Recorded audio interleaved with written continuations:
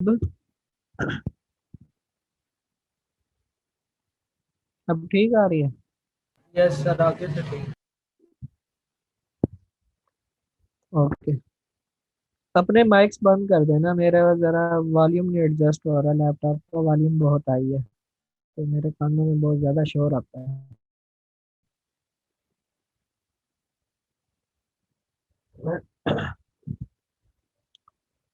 For example, a relay which recognizes over current in a circuit, current greater than that which can be tolerated, and initiates corrective measures would be termed as an overcurrent relay।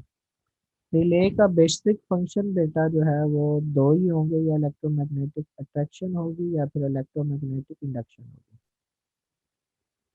लेकिन जो name है आप वो different सुनते हैं कि differential relay है, impedance relay है, ओवर करंट रिले है, ओवर वोल्टेज रिले है। तो वो जो नेम है वो according to their principle of operation, या जिस चीज़ को वो कंट्रोल कर रही होती है उसके मुताबिक उसका नाम रख दिया जाता है।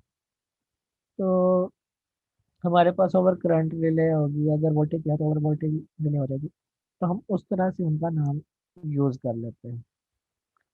Similarly, sorry, although there are several types of special function relay, only the following important types will be discussed in this chapter।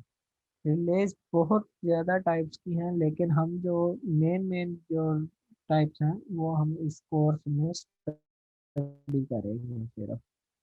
Induction type over current relay है, induction type reverse power relay है, distance relay है, difference, ये हमने इस chapter में study करनी है। सबसे पहले है induction type over current relay non directional. ये नॉन डायरेक्शनल क्या होती है ये अब हम स्टडी करेंगे। किसी को पता है तो बोल सकता है।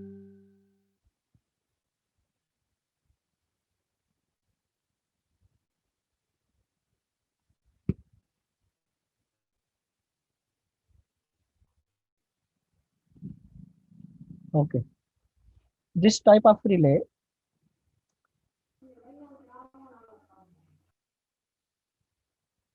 this type of relay works on the induction principle and initiates corrective measures when current in the circuit exceeds the predetermined value।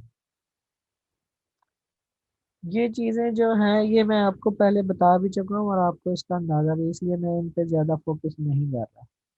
The actuating source is a current in the circuit supplied to the relay from a current transformer।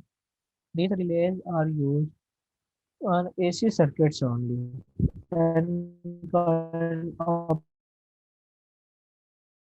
operate for fault current। ये जो relay है बेटा, इसमें जो actuating quantity है electrical की, या source जो है वो करंट है, जो कि कहाँ से आएगा, सीटी से आएगा, करंट ट्रांसफार्मर से आएगा। करंट ट्रांसफार्मर के बगैर आप रिले को करंट नहीं देंगे कभी भी, बिकॉज आपके जो ट्रांसमिशन लाइंस हैं या इलेक्ट्रिकल ट्रांसमिशन में जो करंट है वो आपके पास बेटा थाउजेंड्स ऑफ एम्पियर में फ्लो करता है। लेकिन आपकी रिले जो होती है वो बिल्कुल एक छोटा सा सर्किट होती है जिसे मैक्सिमम आपने 3 से 4 एम्पियर या 5 एम्पियर तक देना होता है। तो हम क्या करते हैं, एक सिटी या करंट ट्रांसफार्मर लगाते हैं जो कि आपके थाउजेंड ऑफ एम्पियर को कन्वर्ट कर देगा 4 to 5 एम्पियर करंट।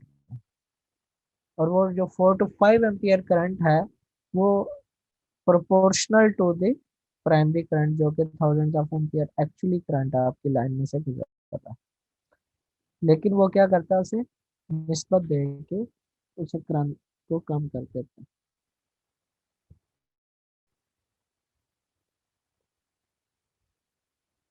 तो इसलिए सीटी आप हमेशा यूज करते हैं, क्योंकि आपकी रिले जो सिस्टम होता है वो कभी भी आपका 100% या जो ओरिजिनल करंट है उसे बियर नहीं कर सकता। नीचे बेटा आप कंस्ट्रक्शन डिटेल्स हैं। Figure 21.17 shows the important construction details of a typical non-directional induction type overcurrent relay। It consists of a metallic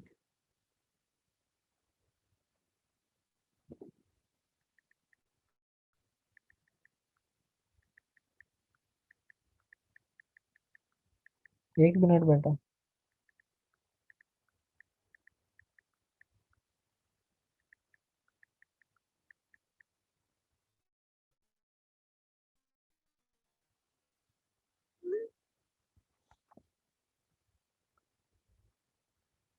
Shows the important constructional details of a typical non-directional non-direction type overcurrent relay. It consists of a metallic aluminum disc which is free to rotate in between the poles of two electromagnets. वो कैसे है वो मैं अभी आपको दिखाता हूँ। The upper electromagnet has a primary and a secondary winding. The primary is connected. ये जो आपने एनर्जी वाट वाला वाट आवर मीटर वाला जो आपने सिनेरियो पढ़ा था ये वही है। The secondary winding is energized by induction from primary and is connected in series with the winding of the lower magnet. The controlling torque is provided by a spiral spring. The spindle of the disc carries a moving contact which bridges two fixed contacts connected to trip circuit. When the disc rotates to a preset angle, this angle can be adjusted to any value between 0 to 360. By adjusting this angle, the travel of the moving contact can be adjusted and hence the relay can be given any desired time setting. ये आपको मैंने जिस दिन last time बताया था तो मैंने यही बताया था आपको कि आपकी डिस्क कोई 360 डिग्री मूव नहीं करती। तो यही बात उसने लिखा है कि जो स्पिंडल होता है आपका, स्पिंडल क्या है वो मैं आपको यहाँ पे हाईलाइट कर देता हूँ। ये आपका स्पिंडल है। ये जो है ये बेटा आप 0 से 360 डिग्री एंगल के दरमियान कहीं पे भी आप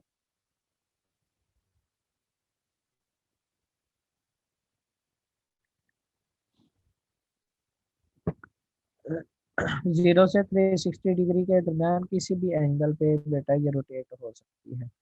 तो लेकिन कभी भी ये पूरा 0 से लेकर 360 एंगल पूरे में रोटेट नहीं करनी क्योंकि इतनी हमें ज़रूरत ही नहीं होती। हमें एक थोड़ा सा टर्न देना होता है ताकि वो आके एडजस्ट हो जाए। अब ये कितने एंगल पे कितना एंगल मूव करवाना चाहते हैं आप इसको, वो डिपेंड करता है कि आप क्या करंट की सेटिंग रखना चाहते हैं।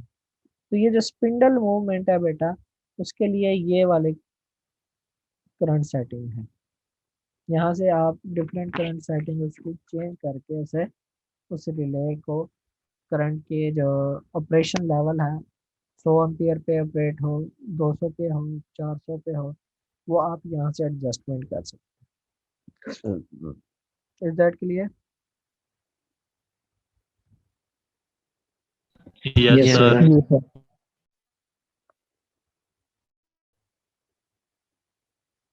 अच्छा, किसी बच्चे को बेटा अगर ना समझ आई हो तो मुझसे पूछ सकता है। ये सर्किट सारे का सारा टोटल वही है सिवाय इसके कि यहाँ पे ये जो प्राइमरी वाइंडिंग है अब इसमें ये एक्चुअली टाइम सेटिंग है, ये करंट सेटिंग है कि कितने करंट के लिए आप इस रिले को ऑपरेट करवाना चाहिए।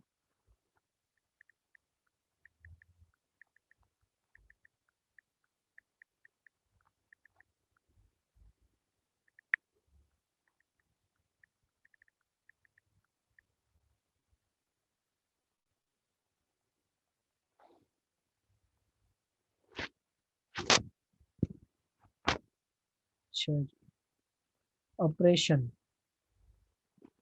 The driving torque on the aluminum disc is set up due to the induction principle as discussed earlier. This torque is opposed by the restraining torque provided by the spring. अब ये जो torque है इसे इसके counter भी एक torque यानी कि इसके जो मुखालिफ सिमत में भी एक टॉर्क एक्ट कर रहा होता है। क्योंकि वो किस लिए होता है, वो हम एक स्प्रिंग के थ्रू इसे देते हैं ताकि जैसे ही फॉल्ट रिमूव हो आपका जो स्पिंडल है वो ट्रिपिंग सर्किट से डिस्कनेक्ट होके वापस चला जाए। अदरवाइज तो वो ट्रिपिंग सर्किट पे तो हमेशा जो है वो ओपन रहेगा वो आपका सर्किट जाहिर बात है कभी नहीं। तो आपके पास ऑटोमेटिक टाइप का एक स्प्रिंग लगा होता है, जैसे ही फॉल्ट रिमूव होगा, इंडक्शन करंट खत्म हो जाएगा, तो स्प्रिंग दोबारा से उस डिस्क को खींच के पिछले एंगल पे ले जाएगी, और वो स्पिंडल जो है, जो कि आपका ट्रिपिंग सर्किट के साथ कनेक्ट था, वहां से डिस्कनेक्ट होके वापस रेस्टिंग पोजीशन में चला जाएगा। Under normal operating conditions, the restraining torque is greater than the driving torque produced by the relay coil. अब रिस्ट्रेनिंग टॉर्क जो है बेटा वो स्प्रिंग वाले को कह रहा है, और ड्राइविंग टॉर्क जो है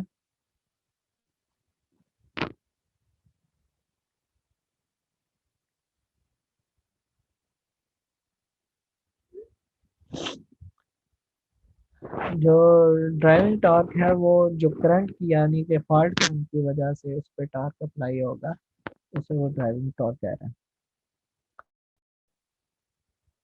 Restraining torque is greater than the driving torque produced by the relay coil current.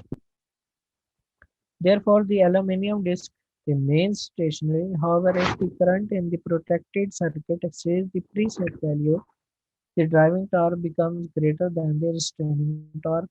Consequently, the disc rotates and the moving contact bridges the fixed contact when the disc has rotated to a preset angle. The trip circuit operates the circuit breaker which isolates the faulty section. हमने सिर्फ इस chapter में अब जो type जो study करनी है चीज वो यही स्टडी करनी है कि आपका जो रिले है वो ट्रिप सर्किट तक कैसे कनेक्ट करेगी। उसके बाद जो काम है वो ट्रिप सर्किट का है और सर्किट ब्रेकर का, जो कि ऑलरेडी हम पढ़ चुके हैं। अब ये नॉन डायरेक्शनल थी, इसमें उसने ये है कि आपका करंट का फ्लो जो है वो किसी डायरेक्शन में भी हो सकता है, उसका कोई ज़रूरी नहीं है करंट की डायरेक्शन यही हो। करंट नेगेटिव साइड से भी आ सकता है, पॉजिटिव से भी आ सकता है। अब जो आपके पास इंडक्शन रिले है, इसमें आपके पास वो डिस्कस करेगा डायरेक्शन को। This type of relay operates when power in the circuit flows in a specific direction. Unlike a non-directional overcurrent relay, a directional power relay is so designed that it obtains its operating torque by the interaction of magnetic fields derived from both voltage and current source of the circuit it protects. Thus, this type of relay is essentially a wattmeter, and the direction of the torque set up in the relay depends upon the direction of current relative to the voltage with which it is associated.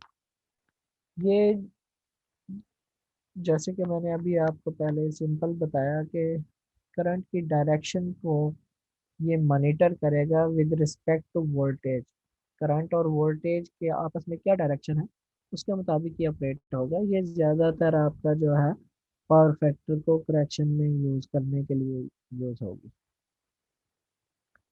Construction फिर वही है watt hour meter की तरह बिल्कुल।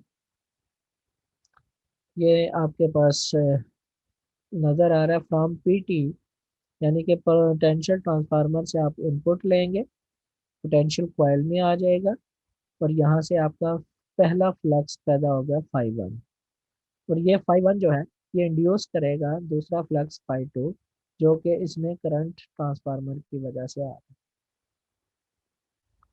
ठीक हो गया। अब अगर तो इन फेज है तो ये नॉर्मल करंट ऑपरेट होता है, लेकिन अगर एक खास एंगल से ज़्यादा डिफरेंस आ गया है, ये जैसा कि आप देख रहे हैं, तो इससे क्या होगा, आपके पास एक फेज एंगल आ जाएगा जिसे आप अलाउ नहीं करना चाहते। उसके अगर उसे आप अलाउ करते हैं पावर फैक्टर डाउन हो जाता है आपका, तो आप अपने रिले को ऑपरेट करवा देते हैं। ये क्या है जी, सिमरीत हम देख लेते हैं। Figure 21.18 shows the essential parts of a typical induction type directional power relay. It consists of an aluminum disc which is free to rotate in between the poles of two electromagnets. अब poles कौन से हैं, ये है आपके पास, एक ये है और दूसरा ये है आपके पास false।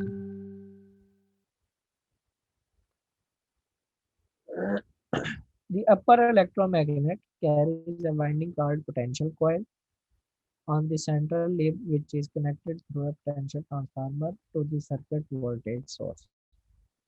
The lower electromagnet has a separate winding called current coil connected to the secondary of the CT in the line to be protected।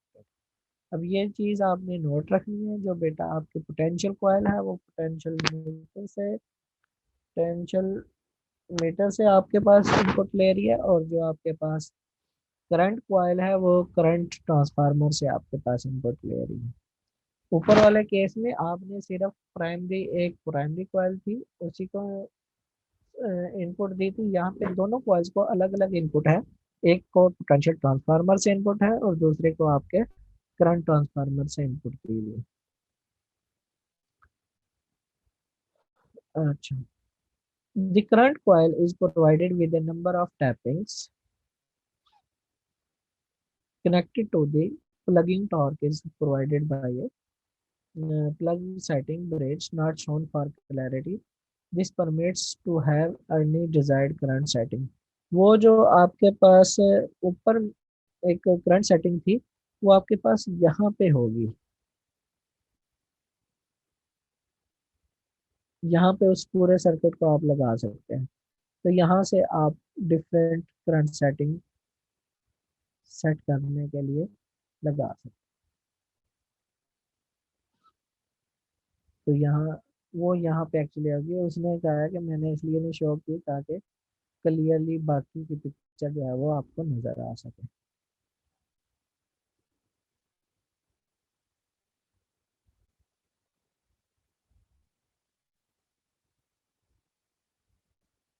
बाकी फिनोमेना वही है, स्पिंडल है जी, carriage a moving guitar with bridge to fix contacts when it is come. बाकी चीजें वही, operation कैसे है अभी इसका। The flux phi1 due to the current and the potential coil will be nearly 90-degree lagging behind the applied voltage. The flux phi2 due to current coil will be nearly in phase with the operating current I। The interaction of the flux, अब देखें यहाँ पे उसने show किया है कि जो potential metre में जो करंट फ्लो कर रहा है वो अप्लाइड वोल्टेज से तकरीबन 90 डिग्री जो है वो लैग करेगा। लेकिन जो फ्लक्स टू है जो कि करंट कॉइल में करंट है वो तकरीबन ऑपरेटिंग करंट जो है वो उसके इन फेज होगा। यानी कि जो ऊपर पोटेंशियल कॉइल में जो करंट है और नीचे जो करंट है वो तकरीबन इन फेज होंगे, लेकिन ये करंट अप्लाइड वोल्टेज के ऑलमोस्ट जो है वो 90 डिग्री के से लैग करेगा।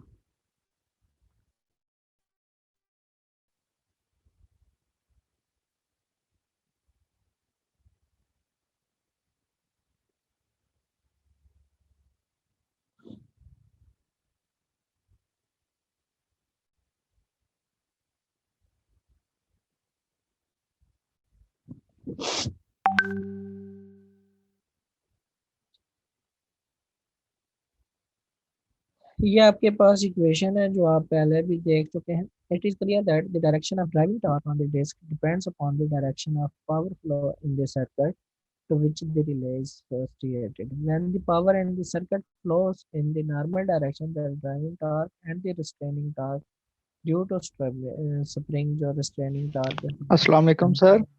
ये वालेकुम सलाम। साहब की आवाज ठीक आ रही। यार मेरी आवाज क्यों नहीं ठीक आ रही? सर आपकी वॉइस नहीं ठीक आ रही। कट कट के आ रही है।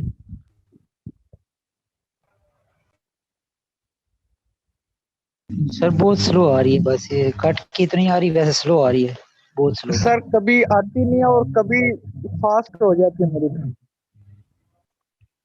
अच्छा, फिर मैं ये फाइल आपको भेज रहा हूँ अपने अपने मोबाइल सर पे, खुद मेरी ओपन तरफ कर कभी आती नहीं है और कभी फास्ट हो जाती है। नहीं, वो फिर तुम्हारा सिग्नल का प्रॉब्लम होगा सर, हमारे पास सिर्फ कम आवाज आ रही है ज्यादा। अच्छा चलो, ये मीटिंग एंड होती है ना, तो मैं आपको ये फाइल ग्रुप में भेज देता हूँ, या आपके पास होगी बुक, तो इसे आप अपने मोबाइल पे ओपन कर लेना, फिर मैं मोबाइल से पढ़ाऊंगा आपको, उस पर ठीक आएगी आवाज़। ठीक है। Okay sir. Okay sir. Okay sir.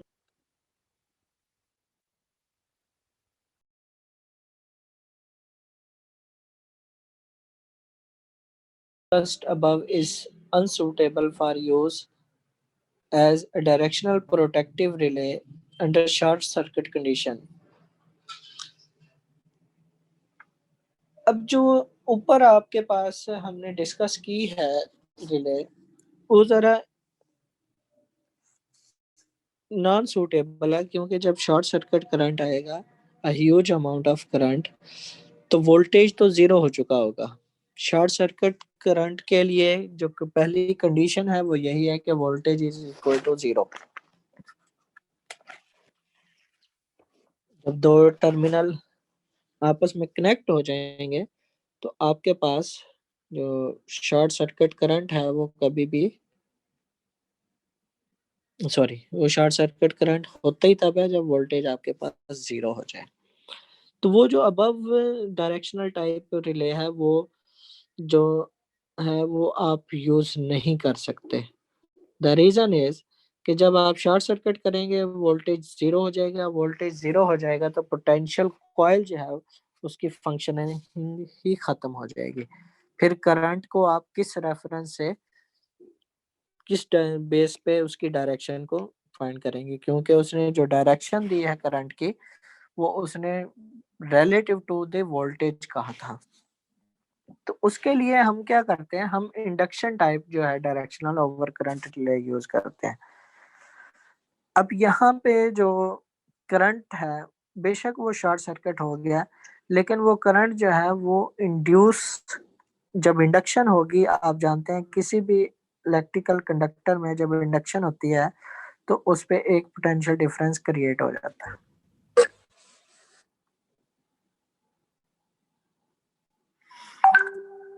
तो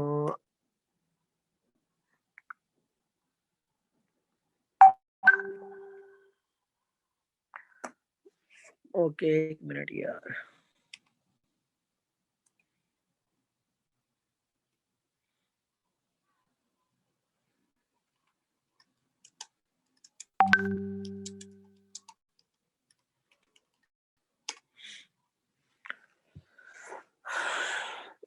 तो उसके लिए जो उसने यूज किया बेटा रिले, वो इंडक्शन रिले यूज किया है। इसे the directional power relay discussed above is unsuitable for use as a directional protective relay under short circuit conditions. When a short circuit occurs, the system voltage falls to a low value and there may be insufficient torque developed in the relay to cause its operation. मैंने current जो low voltage zero का आपको बताया, उसने जरा उसे low value की term में लिख दिया। This difficulty is overcome in the directional overcurrent relay, which is designed to be almost independent of system voltage and power factor. ये आपके पास नीचे जो फिगर 21.19 में है, ये आपके पास जो रिले है, ये आपके करंट ट्रांसफार्मर की रिले है। इसकी कंस्ट्रक्शनल डिटेल्स हैं बेटा, figure 21.19 shows the constitution constructional details of a typical induction type directional overcurrent relay. It consists of two relay elements mounted on a common case, which is directional element and the non-directional element. आप देख सकते हैं अगर figure आप अपने पास open करके, क्योंकि अब मैंने इधर से भी रीड करना है, फिगर नहीं दिखाता आपको, मैं अपने मोबाइल पे ओपन करके देखें।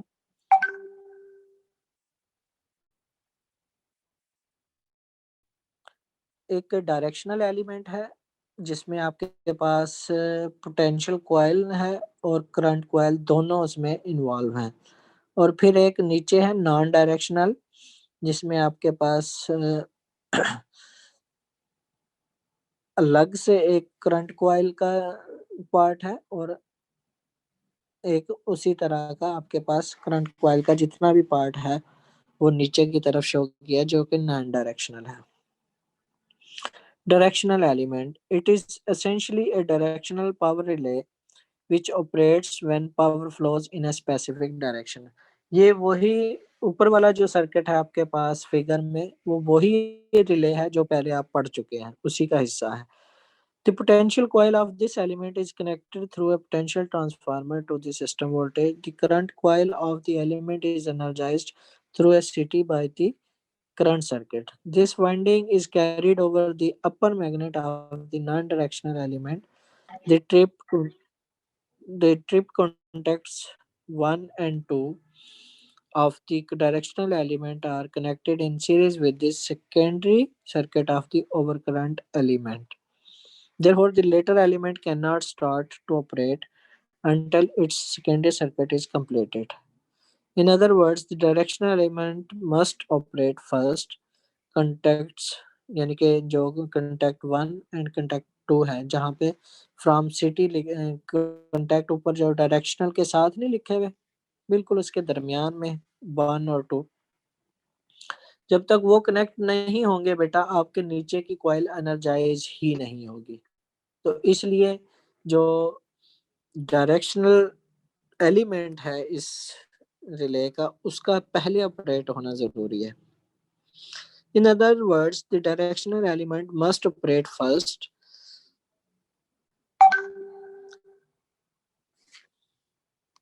भाई कौन है? एक मिनट यार, इतना बड़ा तंग कीते।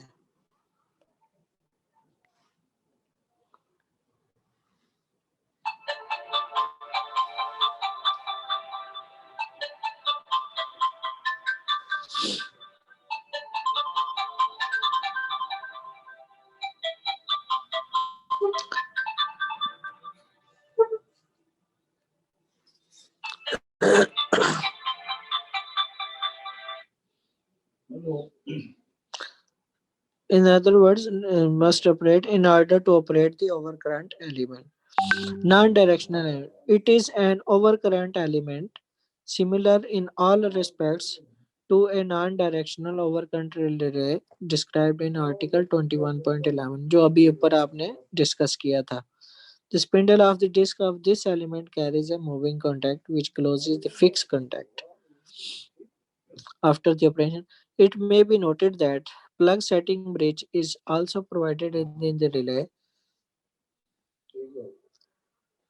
for current setting but has been omitted in the figure for clarity and simplicity. Operation क्या है इसका, ये अब वर्क कैसे करेगी? दो इसके बेटा पार्ट उसने बनाया, एक पोटेंशियल कॉइल है जो ऊपर और उसे उसने ऊपर जो आपके पास सर्किट है उसे डायरेक्शनल एलिमेंट कह रहा है और नीचे जो आपके पास सर्किट है उसे नॉन डायरेक्शनल या ओवर करंट एलिमेंट कह रहा हो। अब इन दोनों का काम कैसे होता है ये उसने यहाँ पे डिस्कस किया है। Under normal operating conditions power flows in the normal direction in the circuit protected by the relay. Therefore, directional power relay upper element does not operate. जब नॉर्मल ऑपरेट होता है तो आपके पास जो पावर है वो एक पर्टिकुलर डायरेक्शन में फ्लो करती रहती है। तो therefore directional power relay upper element does not operate, thereby keeping the overcurrent element unenergized. ना ऊपर वाला जब तक आपका कॉइल ऑपरेट नहीं होगी वो कभी भी नीचे वाले सर्किट को कनेक्ट नहीं करेगी। अगर आप फिगर को देख सकते हैं बेटा तो यू कैन क्लियरली सी कि जब तक ऊपर आपका सर्किट मूव करके कांटेक्ट 1 और 2 को कंप्लीट नहीं करता नीचे कोई करंट कोई चीज फ्लो नहीं कर पाती और इस वजह से ऊपर वाले एलिमेंट का फ्लो होना बहुत जरूरी है और वो तब तक नहीं ऑपरेट होती पोटेंशियल कॉइल जो है जब तक आपके पास कोई भी फॉल्ट यानी कि faulty when a short circuit occurs there is a tendency for the current or power to flow in the reverse direction. Should this happen, the disk of the upper element rotates to bridge the fixed contacts 1 and 2. This completes the circuit for overcurrent element जो नीचे आपके पास circuit है. This disk of this element rotates and the moving contact attached to it closes the trip circuit. This operates the circuit breaker which बाकी का function जो है वो same ही है आपके पास.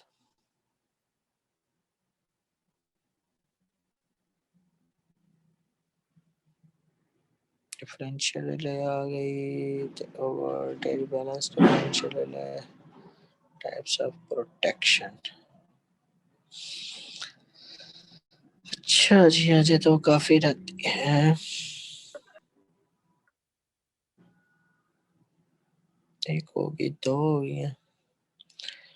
डिस्टेंस या फिर इम्पीडेंस रिले बेटा.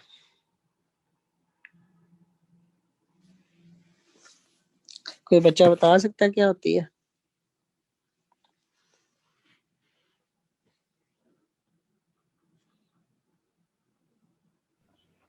अब भी नहीं आवाज आ रही किसी को? सर आ रही है आवाज. तो बताओ ना, किसी को नहीं पता? वो उस दिन तो कह रहे थे हमने पढ़ा हुआ है ये पहले. सर ये डिस्टेंस रिले तकरीबन इस तरह फंक्शन परफॉर्म करती है कि ये सेंस करती है कि ये फॉल्ट कितने फासले पर आया है या इसको किस तरह लेंगे. अच्छा, और भी किसी को कुछ पता है?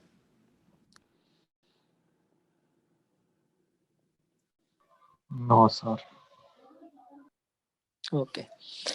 डिस्टेंस या फिर इम्पीडेंस रिले, जिस तरह आप इसका नाम से मुनासबत है, ये बेटा ज्यादातर हम ट्रांसमिशन लाइन में यूज करते हैं. ट्रांसमिशन लाइन में अब आपको ये नहीं पता होता कि किस जगह फॉल्ट आया, तो ये रिलेज जो है ये तकरीबन काउंट कर रही होती हैं या देख रही होते हैं कि किस फासले पे आपके पास फॉल्ट आया. और दूसरा जो है, आप जानते हैं कि इम्पीडेंस या रेजिस्टेंस का फार्मूला है रो एल ओवर ए. क्रॉस सेक्शनल एरिया भी चेंज नहीं होता, जिस मटेरियल का कंडक्टर बनाया जाता है वो भी नहीं चेंज होता. तो जो एक चीज चेंज होती है ट्रांसमिशन लाइन में, क्योंकि वो लेंथ वाइज होती है, तो वो उसका डिस्टेंस यानी कि लेंथ उसकी वेरी कर रही होती है. अब ये किस तरह से काम करती है ये हम स्टडी कर लेते हैं. The operation of the relays discussed so far depended upon the magnitude of current or power in the protected circuit.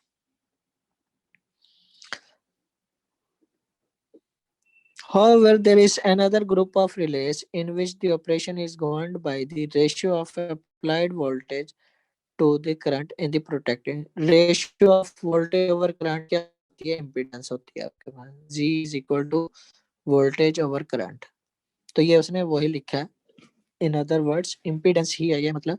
However, there is another group of relays in which the operation is governed by the ratio of applied voltage to current in the protected circuit. Such relays are called distance or impedance relays. In an impedance relay, the torque produced by a current element is opposed by a torque produced by a voltage element. The relay will rate when the ratio V over I is less than a predetermined value. तो ये आपके पास formula है आ गया आपके पास Z is equal to V over I. ये एक रेशियो है.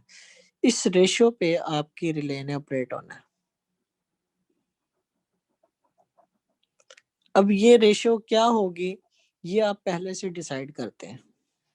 जिस तरह आप करंट की सेटिंग करते हैं इसी तरह आप इम्पीडेंस की भी सेटिंग करते हैं.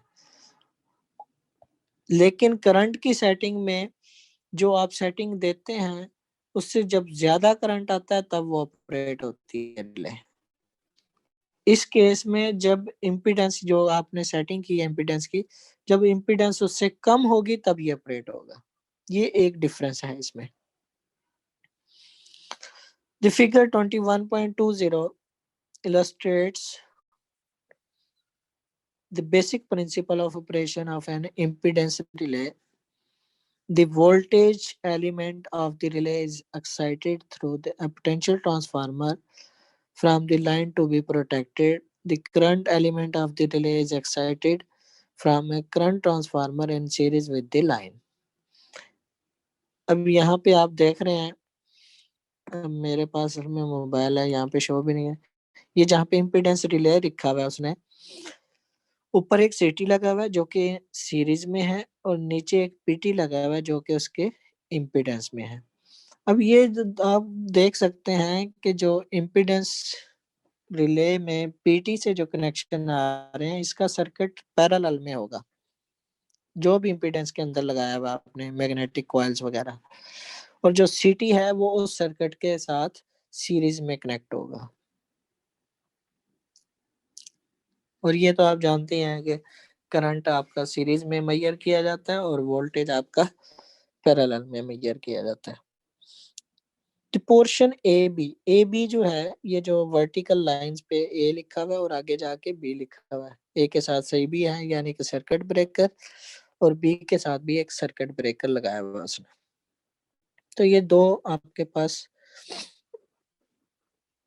सर्किट ब्रेकर उसने के साथ दो आपके पास पॉइंट हैं जिनके दरमियान उसने कहा जी मेरी ट्रांसमिशन लाइन है। Under normal operating condition, the impedance of the protected zone is ZL. ZL आपके पास उसने एक सेटिंग कर दी है कि अगर इतनी इम्पीडेंस रहे तो आपके पास नॉर्मल ऑपरेशन चलता रहे, आपका सर्किट बिल्कुल ठीक है। लेकिन जैसे ही आपके इम्पीडेंस ZL से कम होगी, इट मींस कि करंट ज्यादा फ्लो कर रहा है। इम्पीडेंस कम होने से करंट ज्यादा हो जाता है। तो इस मुनासबत से क्या होगा आपके पास कि इम्पीडेंस लो हो जाएगी और आपकी रिले जो है वो ऑपरेट होना शुरू हो जाएगी। The relay is so designed that it closes its contacts whenever impedance of the protected section falls below the predetermined value, that is ZL in this case. Now suppose a fault occurs at point F1 in the protective zone. The impedance Z between the point where the relay is installed and the point of fault will be less than ZL, and hence the relay operates. Should the fault occur beyond the protected zone, say point F2, the impedance Z will be greater than ZL and the relay does not operate. अब ये जो impedance रिलेस है ये एक खास zone तक काम करती है। अगर फॉल्ट उस जोन से बाहर होगा तो ये काम नहीं करेगी बिल्कुल भी। A distance or impedance relay is essentially an ohm meter. Ohm meter का काम करता है ये, and operates whenever the impedance of the protected zone falls below a predetermined value. There are two types of distance relays in use for the protection of power supply, namely ये power supply की जितनी लाइनें होती हैं तकरीबन वहां पे use है, definite time distance relay and time distance relay. ये चीजें हम पहले ऑलरेडी डिस्कस कर चुके हैं। एक रिले आती है इंस्टेंटेनियस रिले, वो आपकी डेफिनेट डिस्टेंस रिले हो जाएगी, और एक आपकी होगी टाइम डिस्टेंस रिले, यानी कि उसमें हम गैप देते हैं कि थोड़ा वेट करे, टाइम ले, उसमें टाइम लैग हो जाएगा। ये अब कर लोगे खुद बाकी।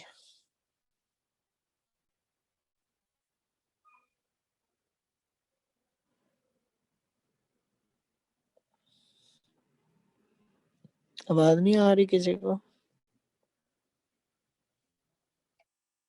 आ रही है सर। ओके, डिस्टेंस रिलेज का तो कर लोगे ना अब? एक में टाइम नहीं होगा और एक में टाइम लगेगा आपका। यस सर कर लेंगे।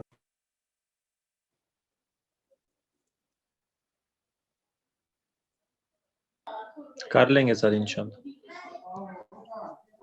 अच्छा जी, डिफरेंशियल रिले के बारे में कोई बता सकता है मुझे? ये बड़ी यूज होती है ये वाली डिफरेंशियल रिले।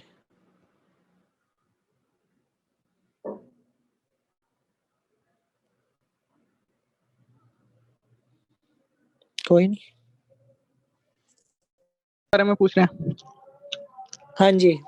हेलो सर, अगर दो फेजेस के दरमियान में पोटेंशियल डिफरेंस जो है वो मुख्तलिफ होगा ना, तो ये रिले ऑपरेट कर जाएगी। या कोई फॉल्ट आ जाएगा, लाइन टू लाइन फॉल्ट आ जाएगा या लाइन टू अर्थ आ जाएगा, तो ये ऑपरेट कर जाएगी। डिफरेंशियल से क्या बनाता है वो समझा दो।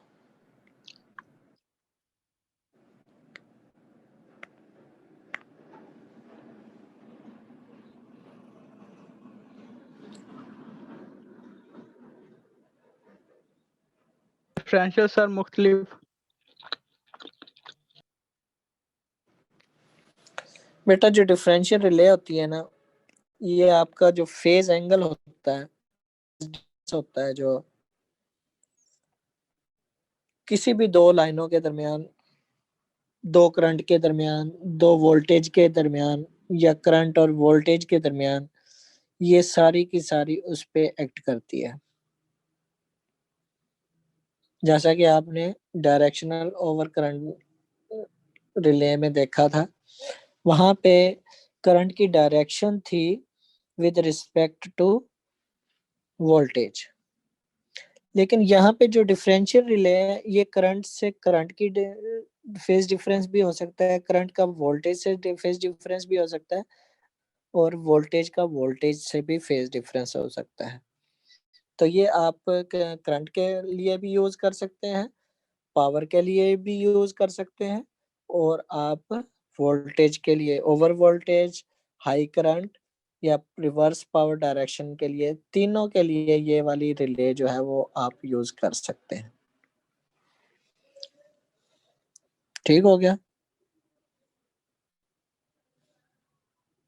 Yes. Most of the relays discussed so far relied on excess of current for their operation. Such relays are less sensitive because they cannot make correct distinction between heavy load conditions and minor fault conditions. जब minor सा fault होता है तो थोड़ा सा current बढ़ता है, तो उसे वो नॉर्मली यही समझ रही होती है कि इस वक्त हाई करंट, वैसे लोड पड़ा हुआ है ज्यादा, तो वो उनकी जो सेंसिटिविटी है वो इतनी ज्यादा नहीं होती जब आप करंट पे उन्हें ऑपरेट करते हैं। तो इस चीज को, इस प्रॉब्लम को ओवरकम करने के लिए हम जो यूज करते हैं वो डिफरेंशियल रिले यूज करते हैं।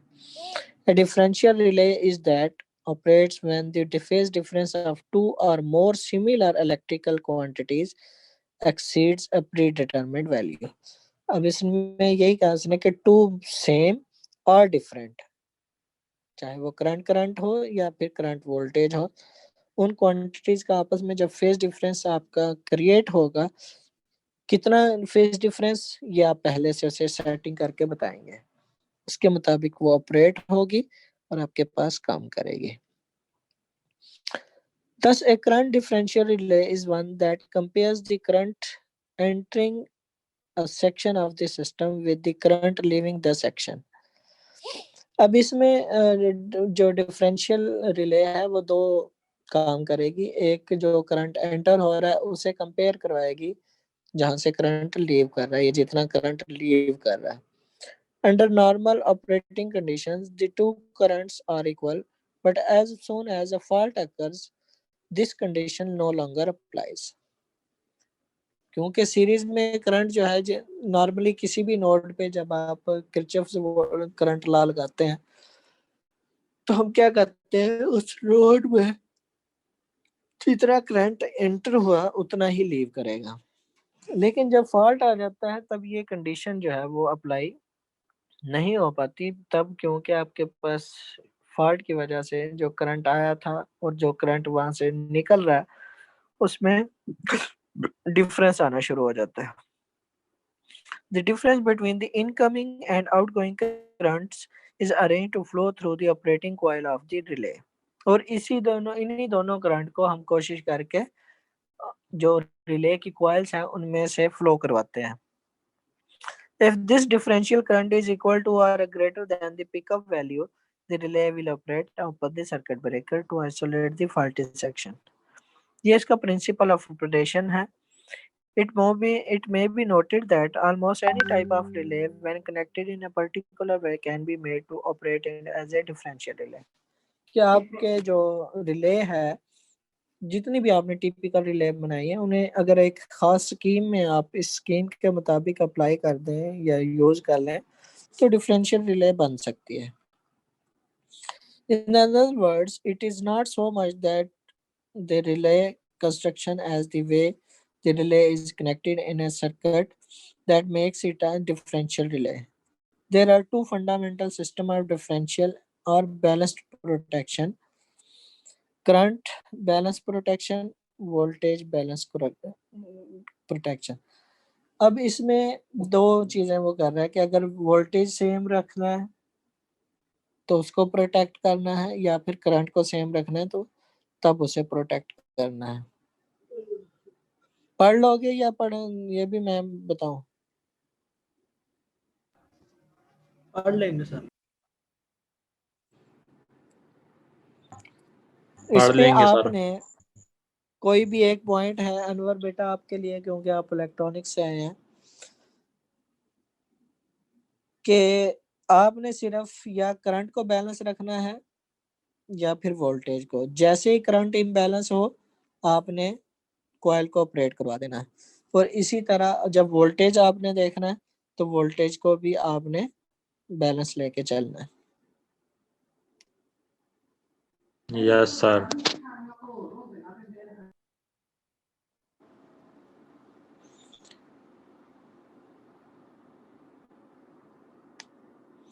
अब ये मैं आपको थोड़ा सा इसमें रहनुमाई कर देता हूँ. जो आपके पास करंट ट्रांसफार्मर करंट बैलेंसिंग होगा, वहां पे आप रिले को सीरीज में लगाएंगे और जो वोल्टेज होगा उसे आप पैरेलल में लगाएंगे. ठीक है. बाकी एक टॉपिक रह गया आपका, ट्रांसले स्कीम्स. वो चले मैं आपको ना लैब्स होंगी ना जिस दिन, बारी बारी दोनों ग्रुप्स को पढ़ा दूंगा. ठीक हो गया? ठीक हो गया सर. यस सर ठीक हो गया. तो बेटा रिलेज आपकी कंप्लीट होगी आज. चलो आज नहीं तो इस हफ्ते में हो जाएंगी. तो पीछे हमारे पास रहेगी protection over voltage, over current, और बस बार्स और लाइन की और ट्रांसफार्मर और अल्टरनेटर की. तो मिड के बाद वो हम स्टडी करेंगे, और मिड पता नहीं अब कब लेते हैं ये, लेकिन आपने तैयारी रखनी है. ये जितना चैप्टर में हमने पढ़े हैं, मेरे ख्याल में 19, 20, 21, 22 और ये 23 के 24वां चैप्टर आई है. पता नहीं केड़ा में, मुझे अब याद नहीं है. ये सारे चैप्टर बेटा इंक्लूडेड होंगे, और इसमें से आपका जो 50 MCQs बनेंगे मिड के लिए, और जो सॉफ्टवेयर है वो आपको रैंडमली कोई भी 30 उठा के देगा. समझ आ गई बात की? यस सर आ गई. हाँ. तो अपने आप को मेंटली तैयार रखें, और मेरी तरफ से